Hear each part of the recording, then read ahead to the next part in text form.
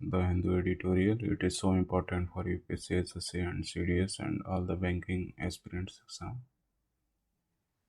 A welcome decision, मतलब कि स्वागत योग्य जो कदम लिया गया है उसके बारे में ये एडिटोरियल। कोरोना वैक्सीन के डिस्ट्रीब्यूशन के बारे में, जो पड़ोसी देश हैं में जो ये भारत एक्सपोर्ट कर रहा है उसके बारे में। Vaccine production must be ramped up. Vaccine का प्रोडक्शन जो है मस्ट बी रैम्प्ड अप, मतलब कि फिर से मतलब इकट्ठा किया गया टू सस्टेन एक्सपोर्ट्स, मतलब कि बनाए रखने के लिए, एक्सपोर्ट्स को, निर्यात को बनाए रखने के लिए इसका वैक्सीन का प्रोडक्शन फिर से जुटाया गया है। तो एंड मीट डोमेस्टिक डिमांड, जो कि घरेलू डिमांड के लिए है। इन अ वेलकम मूव, और ये स्वागत योग्य कदम है।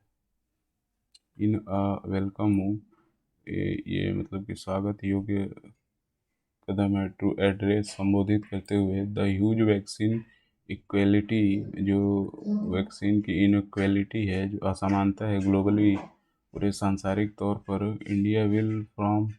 इंडिया करेगा फ्रॉम अक्टूबर रिज्यूम, अक्टूबर से रिज्यूम कर देगा, मतलब फिर से शुरू कर देगा एक्सपोर्ट का, निर्यात का, मच नीडेड कोविड, जिनको मतलब कि बहुत ज़्यादा वैक्सीन की जरूरत, जिन देशों को वैक्सीन की सबसे ज़्यादा ज़रूरत है, इंडिया अक्टूबर से फिर से रिज्यूम कर देगा, स्टार्ट कर देगा उनको वैक्सीन प्रोवाइड कराना, देना। The decision comes after government civil, और ये डिसीजन जो है, the decision comes after government severely, बहुत ही स्ट्रिक्टली तौर पर इसे मना किया गया था।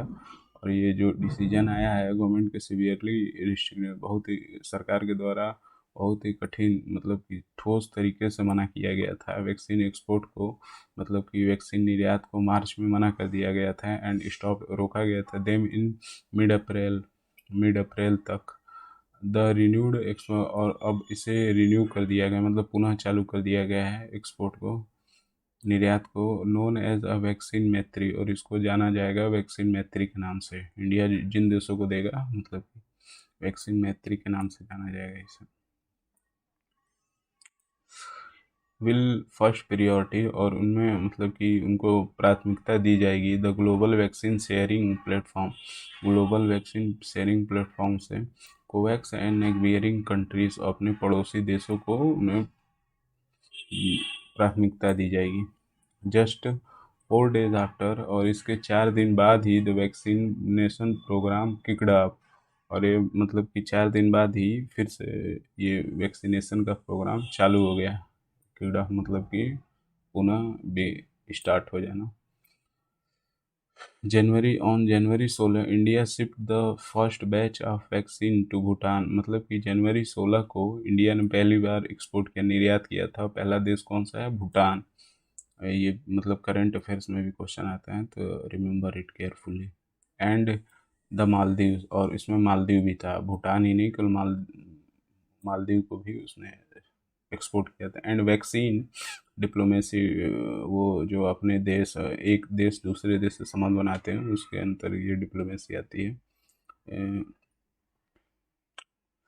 टिल मिड अप्रैल, और ये मध्य अप्रैल तक India had supplied nearly 20 million doses को ऐसा, और मतलब अप्रैल मिड तक इंडिया ने 20 मिलियन मतलब कि लगभग 2 करोड़ डोजेज को वैक्सीन को डोनेट कर दिया था।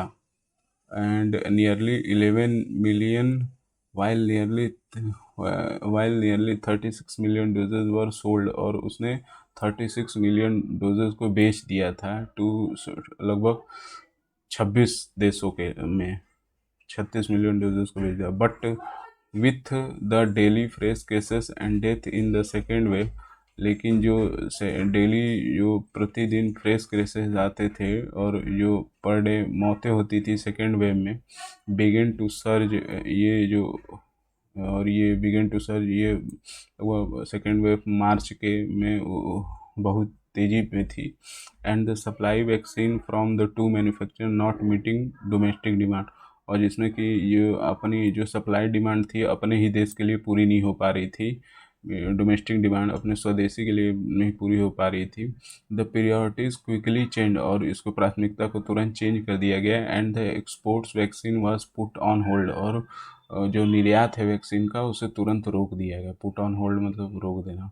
It becomes possibly to export vaccine till March mainly, और ये इट बिकम पॉसिबल, और ये पॉसिबल हो सका exports vaccine till March mainly due to the slow of take off vaccine. और ये मतलब ये किस लिए हुआ है, क्योंकि मार्च में वैक्सीन जो लोग ले रहे थे बहुत ही धीरे धीरे, मतलब कि लोगों के बीच में उस समय हेजिटेशन था, and front line workers and Covishield vaccine manufacture late last year nearly 6 month expiring date लगभग।